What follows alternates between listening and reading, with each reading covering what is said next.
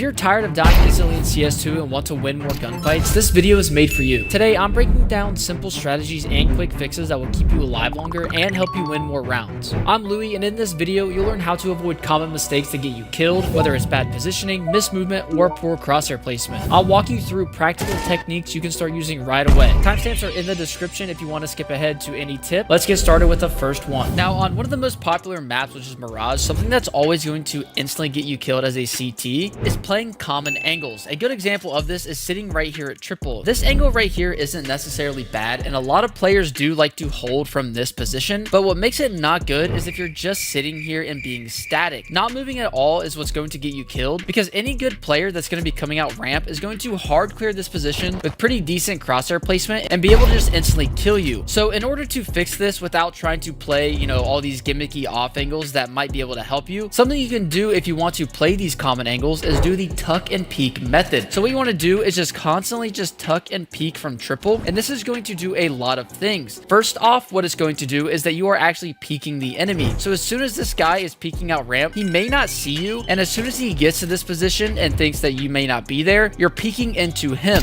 This is what abuses the peeker's advantage inside of CS2, so he's going to almost have to counter that, and he may not even have time to react. Something else that this is also doing is if he is walking out ramp, he might sit here, clear triple, see you're not there because you're tucked, and then walk out with his crosshair starting to clear other angles, and you're going to get a free blindside kill. Because if you do play this correctly, you're able to hear a lot of things here. So let's say that you are just constantly spotting ramp. If you know he's walking out, he can't really get to Tetris if you're just tucking for 2 seconds, peeking, counting to 2, peeking again. But if you do hear someone running, you can't just peek him and instantly kill him, because he's going to be fast clearing the site. His crosshair is going to be looking something like this, and you're able to peek out and kill him because you're tucking and peeking. The same thing goes for over here towards Ticket, where a lot of people actually jump spot the wrong way at Ticket. Even if they have their gun out, this is a huge disadvantage, because someone playing over here in Palace is going to constantly hear this, and a lot of good Palace lurks try to abuse this, where as soon as they hear someone land, they're going to peek out and then try to kill them while they're jumping, which makes that jump spot really bad. So in order to incorporate the tuck and peek method for the Ticket jump spot, something you want to do is just jump spot like this and then crouch over behind Ticket and then peek Palace, because this is what's going to help you not die instantly when you're jump spotting Ticket and actually have a fair duel. Because once this Palace lurker hears you land, he's going to walk out and he's not going to see you. He's going to have to guess, is he just hiding back here? Is he still Ticket? Did he somehow cross? And then all of a sudden you're peeking up behind Ticket at a good headshot angle, and you're having a good fair fight on this Palace lurk, and you actually pretty much do have the advantage as well, because you're peeking, you're at a headshot angle, and it's going to be very hard for him to kill you. So when you find these good angles that you want to play anywhere on any map, you want to make sure that you're using the tuck and peek method, counting 2 to 3 seconds, really trying to listen and really abuse the peeker's advantage if someone is trying to just swing out onto the site when you are tucked.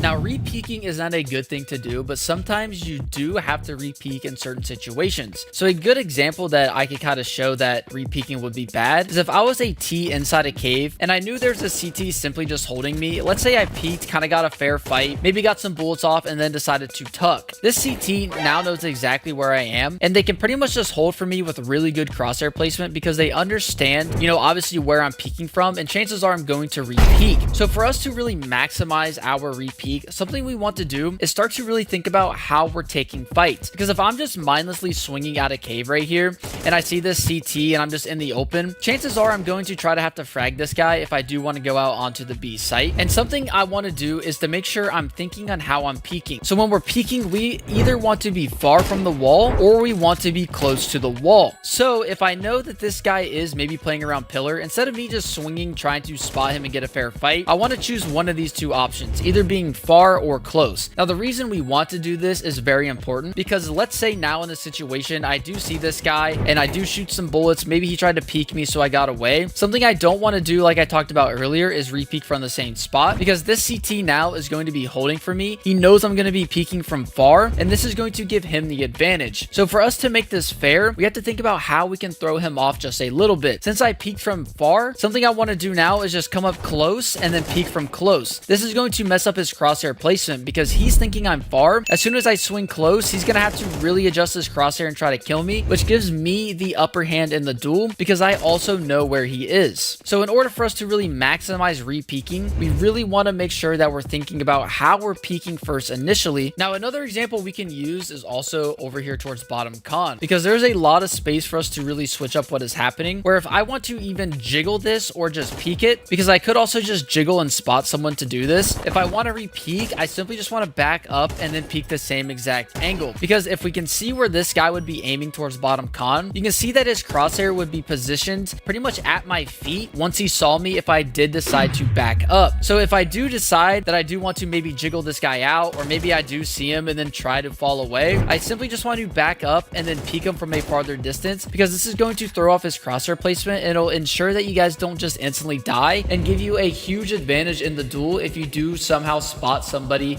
and you're able to either back up or move closer to the angle. Since we're on the topic of kind of peeking close and far to the wall for the advantage, let's talk about angle advantage, because this is something that puts you at a really low advantage inside of a fight. So if we were talking about bottom con, if I would decide to jiggle here or even peek close, this guy top con is going to see me first. Even though right now my camera is behind a wall, my shoulder is being exposed just a little bit. But if I did want to back up and then kind of sit about right here, the CT top con actually can't see me at all because I'm farther away from the angle. So if you are constantly taking fights and trying to peek really close to the wall, this could be a big reason on why you're dying instantly. Like, let me give you the example of us entering up towards cat. A lot of CTs love to play in this position on the door, which is a very common off angle. And if you don't entry up cat correctly, this can pretty much just instantly make you die. And also it can be the reason why if you always entry and die, it's because you're not peeking correctly because of the angle advantage. So if I was entering up cat, something I don't want to do is be really close to bricks like this and then swing out. The reason why this is bad is because if someone is playing this off angle, if I want to come up here towards bricks, chances are he's going to see me first, because even if I sit here and as soon as I decide to swing, he's going to be seeing me right here already. Even if I have really good pre-aim and crosshair placement and can really counter strafe and kill this guy, he's going to have the advantage because he sees me first. So in order for us to fix something like this, is that if we are entering up cat, we want to make sure that we're really far from this angle, where we're coming up like this back against the wall and we're able to clear this angle. Now, something you want to make sure when you are doing this is to isolate the angles. So you almost want to make sure that you're stopping once you clear an angle like this, so you're able to peek out, because when you are entering up cat and your back's against the wall, you can see how I can be exposed from a lot of angles instead of just going like this and just jiggling angles out. But we'll save isolating angles for another video, because I think that's something that's very obvious. But you just want to make sure that you're being far from the wall. So now we're on the topic of off angles. Now, off angles are pretty good to help you not die instantly, but there is a huge disadvantage of an off angle. Let's say, for example, I wanted to play this position here, which my team calls rain wall. This is a really good off angle for ramp, because anyone walking out ramp, I'm easily going to see their head and I'm going to be able to kill them. But what makes off angles in this spot specifically not good is that if I do get this kill and people are running out A, I have no cover for me to go and hide, which pretty much just guarantees one kill. And also, if they have utility raining over, if they start to flash me, I'm gonna have to start running to cover trying to hide, or just sit there and gamble that they're not gonna swing with the flashes, and it's gonna just probably get me instantly killed, which is the main topic of this video. So in order to use off angles effectively, something we want to keep in mind is when we should be using them. So if I'm the A site anchor and I'm just sitting here jump spotting, maybe when the round starts to dwindle down to about 1 minute after the tees took mid,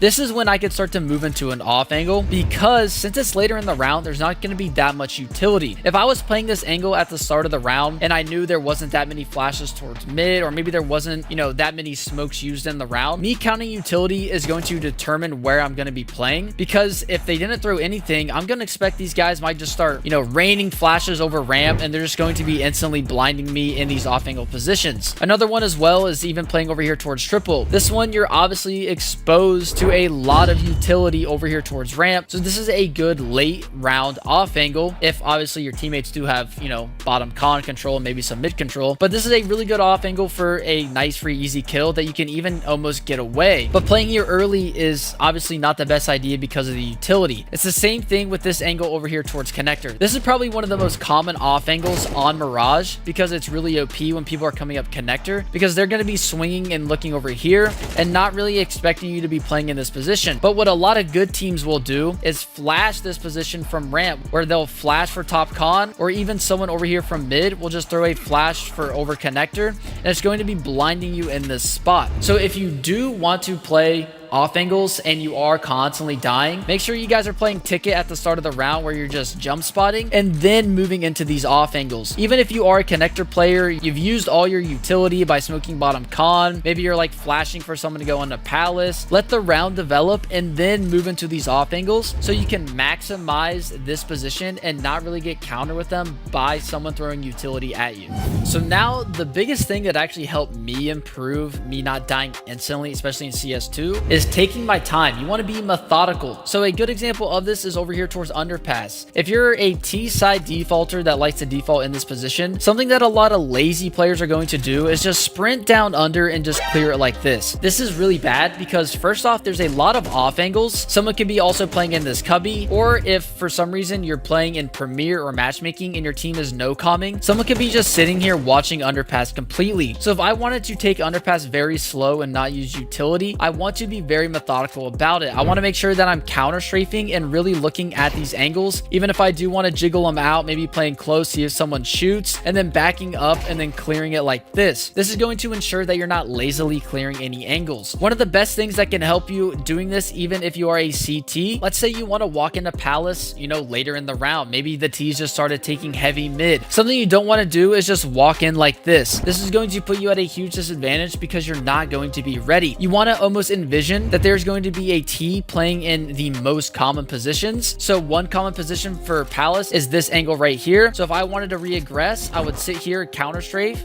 then I would look towards the back and I would just look at all these positions like this, really taking my time. You can even crouch peek these as well if you want to try to throw off anyone's crosshair placement, where you're crouch peeking certain angles where you think someone might be, and then just walk in and then get all this information and map control. It's these simple steps and really understanding what angles you need to clear and taking your time and doing it to ensure that you're actually going to have a good fight and thinking that someone's there instead of just lazily clearing it, not really thinking anyone's there, and that's what's going to get you instantly killed.